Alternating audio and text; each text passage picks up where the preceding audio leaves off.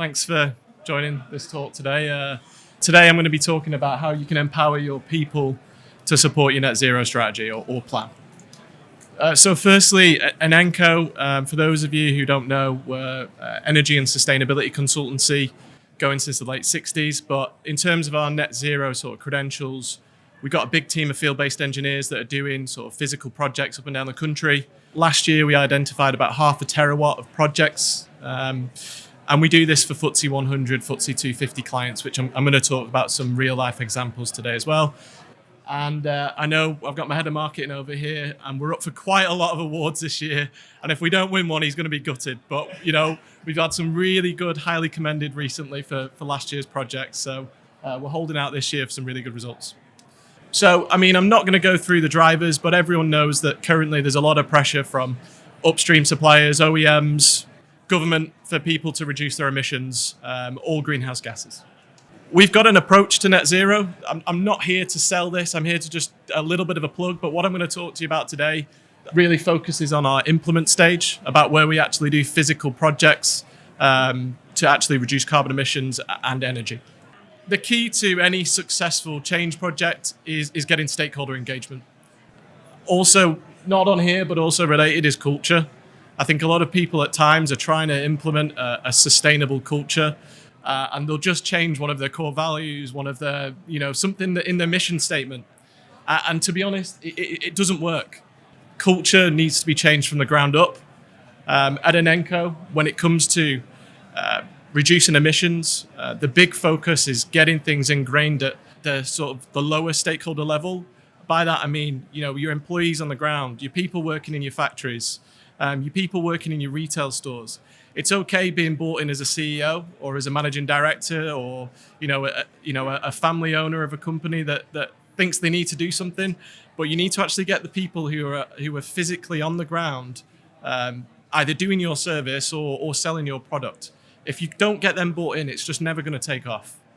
One thing that Inenco does, and a couple of examples of where we've had some real success, is a company called Spire Healthcare. So they're one of the biggest private healthcare providers in the UK.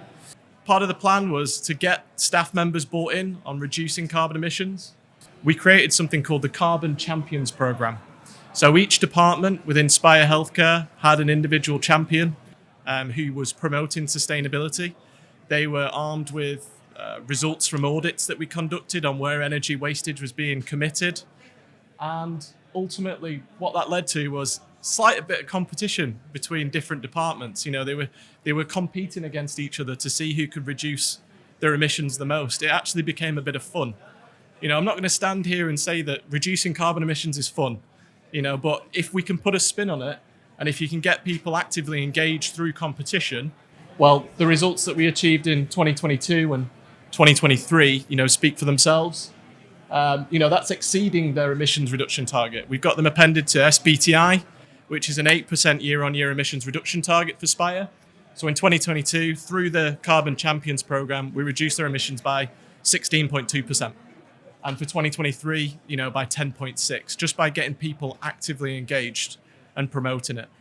Now, another one of these case studies, a company called AF Blakemore. You probably might not have heard of them, but Spar, they're the largest Spar franchisee owner in the UK. Their program was slightly different. Spar did really, really well in lockdown. Typical retailer works on a 1-2% profit margin of a supermarket. Spar that year actually did really well. You can check their financial accounts for the COVID period. But what they did was they opened a lot of stores. A lot of these stores are actually coming to fruition in 2022 during the peak of the energy crisis. And unfortunately, they were having to open up stores with high unit rates. So their program was slightly different. It started off as a cost reduction exercise to try and get these stores as efficient as possible, but it became a big sustainability project. And with Spar, we actually got this ingrained as soon as a Spar employee starts. So they go through a training module, a sustainability module, right from the induction offset. They are fully inducted into the sustainability energy reduction manifesto. And, they live and breathe this. We've also provided throughout their offices energy efficiency materials, posters, stickers. It sounds basic, but this stuff, the academic papers say that you can reduce your consumption through people by as much as 20%. And that is a cost reduction. So I mean, just in terms of what really drove this home was, yes, I think everyone can go out there and start an energy efficiency campaign, but you need to properly manage it. So you need to have those processes in place, people driving it to get continuous results. Last case study, a lot of these projects are built primarily on data.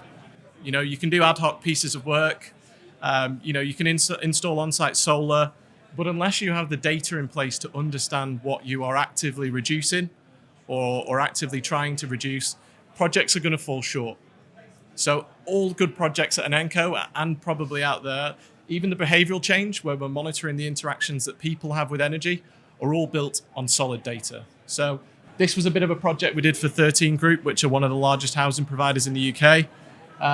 We essentially fully metered up their sites, and they were already over-egging their carbon emissions. So through effective metering and data management, we actually managed to reduce their emissions already by 26% based off what they were reporting. So by doing it properly, by understanding the data, you might be surprised at what you actually are getting. So I know some people out there will be using a carbon calculating methodology.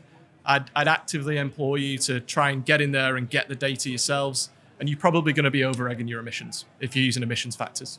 So to sort of summarize what I've said today, people play a huge part in your emissions. You need to plan effectively. You need to get them bought in from a stakeholder perspective. And everything is built on the back of data.